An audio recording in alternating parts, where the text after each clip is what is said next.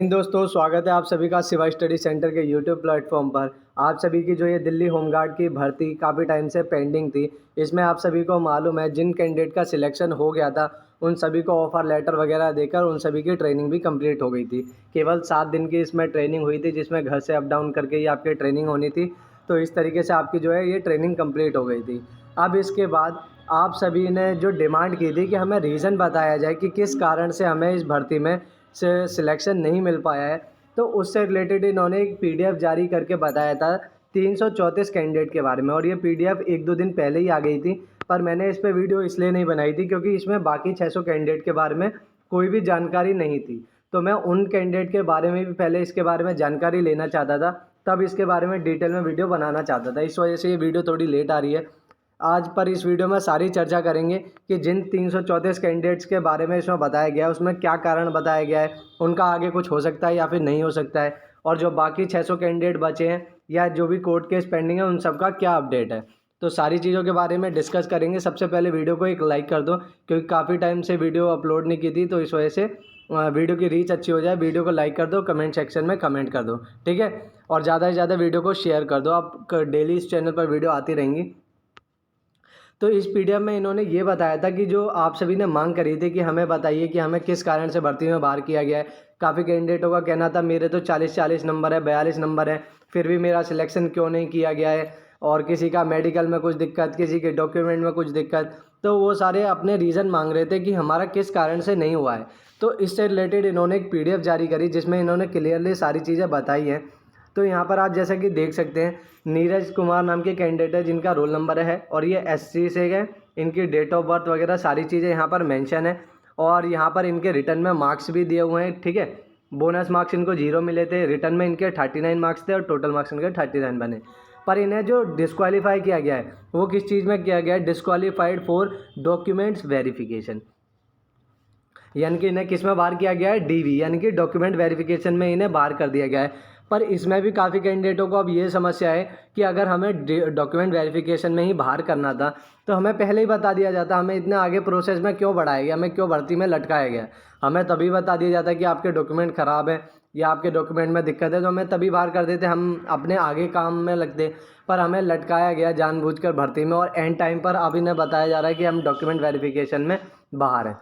अगले कैंडिडेट जैसे जयशंकर हैं, इनके 40 मार्क्स टोटल बनने थे जनरल से, और इन ये किस लिए नहीं हो पाए सिलेक्ट इनके? क्योंकि मेरिट में नहीं आ पाए। जैसे कि आप सभी को मालूम है जनरल की जो मेरिट गई थी वो 42 पर गई थी मेल्स की, इनके 40 मार्क्स थे, तो ये मेरिट में नहीं आ पाए। चलो ये तो समझ में आता है कि मेरिट में नहीं आ पाए तो उसमें क्या ही करा जा सकता है।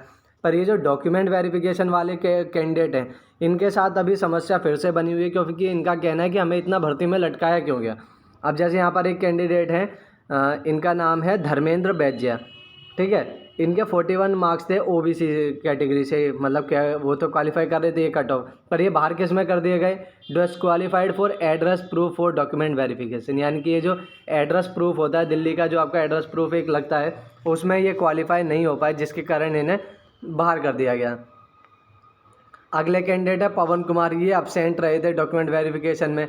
ऐसे ही एक और कैंडिडेट है मोनू, ओबीसी कैटेगरी से, जिनके 46 मार्क्स थे, पर ये किस लिए नहीं हो पाए? Rejected for document verification. ऐसे काफ़ी कैंडिडेट हैं, और काफ़ी कैंडिडेट ऐसे हैं जो कि आपके मेरिट में नहीं आए। कुछ कैंडिडेट आपके कास्ट सर्टिफिकेट में ही बाहर है, जैसे यहाँ पे OBC certificate not provide for Delhi considered in UR and could not come in merit, यानी कि ये ओबीसी कैंडिडेट थे पर इन्होंने ओबीसी का क्या नहीं दिखा पाया था? सर्टिफिकेट नहीं दिखाया था, कास्ट सर्टिफिकेट, जिसकी वजह से इन्हें दिल्ली में जनरल में काउंट किया गया और जनरल के मेरिट को ये क्लियर नहीं कर पाए। ऐसे ही सेम एक और कैंडिडेट है सिद्धांत गौतम, एससी कैटेगरी से थे पर इन्हें एससी का सर्टिफिकेट नहीं दिखा पाया, इस कारण से इन्हें क्या यूआर में यानी कि जनरल में काउंट किया गया और ये मेरिट में नहीं आ पाए।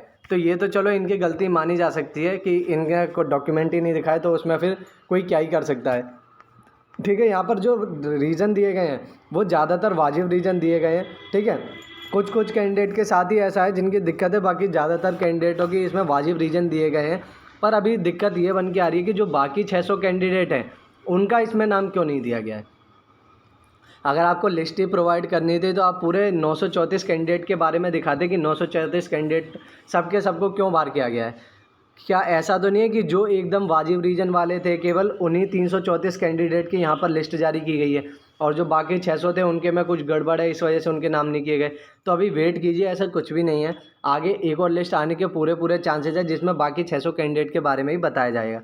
ठीक है, टोल फ्री नंबर पर आप कॉल करके भी पूछ सकते हैं। टोल फ्री नंबर पर जब मैंने कॉल करके पूछा तो उन्होंने यही बताया कि आगे भी एक लिस्ट आने के चांसेस हैं, उसमें इन सभी के कैंडिडेट के बारे में भी बता दिया जाएगा कि इन्हें किस रीज़न से बाहर किया गया है। किसी भी तरह की भर्ती में कोई भी धांधली नहीं की जाएगी, ऐसा उनका कहना है। ठीक है, आप सभी को धैर्य रखना होगा। उन्होंने बताया कुछ कैंडिडेटों के जो आगे कैंडिडेट हैं उनके फिंगरप्रिंट यानी कि बायोमेट्रिक उनके मैच नहीं हो पा रहे हैं, जिसके कारण क्या है उनकी डिटेल अभी आगे नहीं दिखाई जा सकती है, क्योंकि उनके जब बायोमेट्रिक ही वो नहीं हो पा रहे तो इस वजह से उनके आगे कोई भी डिटेल प्रोसेस नहीं हो पा रहा है। पर आप सभी धैर्य रखिए, आप सभी के पास मैसेज आ सकता है। ठीक है, या फिर आप सभी के लिए लिस्ट आ सकती है, या फिर आपको शायद बायोमेट्रिक के लिए भी बुलाया जा सकता है अगर उनकी इच्छा होगी तो। ठीक है, बाकी जो पुराने होमगार्ड थे यानी कि जिनकी सिलेक्शन हो गया था, जिन सभी को ऑफर लेटर मिला था, उन सभी को बहुत बहुत बधाई है। सभी की ट्रेनिंग भी कंप्लीट हो चुकी है, सभी अपनी अपनी पोस्टिंग पर भी जा चुके हैं। ठीक है, सभी डेली अपनी वर्किंग पर जाते हैं। अब मेरे साथ काफ़ी कैंडिडेट जुड़े हैं, चैनल से काफ़ी कैंडिडेट का सिलेक्शन हुआ था। जिन कैंडिडेट का अभी सिलेक्शन नहीं हुआ है वो कोई भी हताश ना हो। ठीक है, 15,000 न्यू वैकेंसी आने वाली है और इलेक्शन से पहले इसकी घोषणा आपको देखने को मिल जाएगी। जनवरी या फरवरी में इसकी घोषणा हो जाएगी, फॉर्म निकल आएंगे। तो अभी से आप अपने डॉक्यूमेंट बनाकर रेडी रख लीजिए, पढ़ाई स्टार्ट कर दीजिए। इस चैनल से आपने देखा ना पिछली बार कितने सिलेक्शन हुए, तो इस चैनल से जुड़े रहना। आगे भी आपको क्लासेस मिलती रहेंगी और सारी अपडेट मिलती रहेंगी, तो चैनल से जुड़े रहना आपका सबसे ज़रूरी है। बाकी आपके मन में कोई भी डाउट हो तो आप मेरे व्हाट्सअप ग्रुप से जुड़ जाइए। वहाँ पर लगभग 219 कैंडिडेट अभी भी कोर्ट केस वाले ग्रुप से जुड़े हुए हैं और 334 कैंडिडेट जो मेरा व्हाट्सअप चैनल है वहाँ पर जुड़े हुए हैं। बाकी इंस्टाग्राम आईडी पर अगर आपको मुझसे कुछ पूछना है तो आप मेरे साथ इंस्टाग्राम पर जुड़ सकते हैं। वहाँ पर मैं सभी के पर्सनल रिप्लाई करता हूँ। शिवा स्टडी सेंटर, आप आईडी लिख लीजिए ये वाली। ठीक है, शिवा__ ऐसे करके और स्टडी सेंटर।